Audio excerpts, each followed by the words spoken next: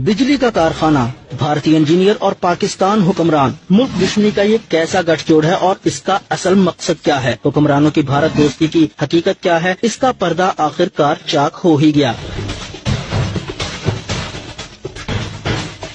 शरीफ खानदान की बदनाम जमाना रमजान शुगर मिल में भारतीय खुफिया एजेंसी के एजेंट इंजीनियर्स के रूप में दाखिल हुए। बज़ाहिर उनका काम चीनी के कारखाने में बिजली पैदा करने का प्लांट लगाना था, लेकिन हकीकत में मुल्क की जड़ें खोखला करना। 37 से ज्यादा भारतीय इंजीनियर्स शरीफ खानदान की इस मिल में काम के लिए बुलाए गए, लेकिन उनको वीजे जारी करते हुए ऐसी रियायतें दी गईं जो भारत से आने वाले मुसलमानों के नसीब में भी नहीं होती। मल्टीपल वीजा, सिक्योरिटी एजेंसियों की पूछताछ से आजादी और मुल्क भर में घूमने का परवाना। इनमें से 14 अफराद अक्सर व बेशतर भारत आते जाते रहते थे, जबकि 26 शुगर मिल में ही रहते थे। भारतीय इंजीनियर के वीजे के मुताबिक रसाई तो सिर्फ चनियोट शहर तक थी, लेकिन सरकारी प्रोटोकॉल में उनको मुल्क भर में घूमने की आजादी थी। लांबी शरीदार, श्रीनिवासन, सुरेश राव, रतनकार, देशराज, नवासन राव और कितने ही नाम गिनवाएं। 37 लोग तो रमजान शुगर मिल में ही मौजूद हैं, जिनकी फहरिस्त पाकिस्तानी सिक्योरिटी एजेंसीज के पास मौजूद है। और ये सब रियायतें कैसे मिली और किसके कहने पर मिली? जी हाँ, हुक्मरानों की जाती जमानतों पर यह सब कुछ हुआ। भारतीय जासूसों को टेक्नोलॉजी ताउन के नाम पर मुल्क के चप्पे चप्पे से मालूमात हासिल करने की खुली छूट।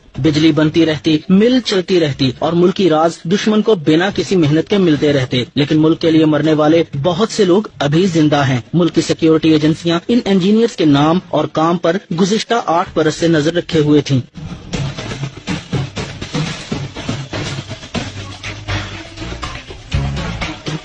शरीफ फैमिली की एक और शुगर मिल से 2 भारतीय इंजीनियर धर लिए गए, जो बदनामे जमाना भारतीय खुफिया एजेंसी के लिए क्या काम कर रहे थे और कब से कर रहे थे, क्या क्या राज पहुंचा चुके थे, उनका नेटवर्क क्या है। कई सवाल पूछे जाएंगे और कई राजों से पर्दा उठेगा। 2 भारतीय एजेंट तो पकड़े गए, लेकिन अभी 35 और भी हैं जिनको शरीफ खानदान की खुसूसी हदायत पर सहूलतें भी मिली। रायतें उनका भी मुकद्दर बनी। एक बड़ी मिसाल एक ऐसे इंजीनियर की है जिसको शरीफ खानदान के दबाव पर 10 बरस का मल्टी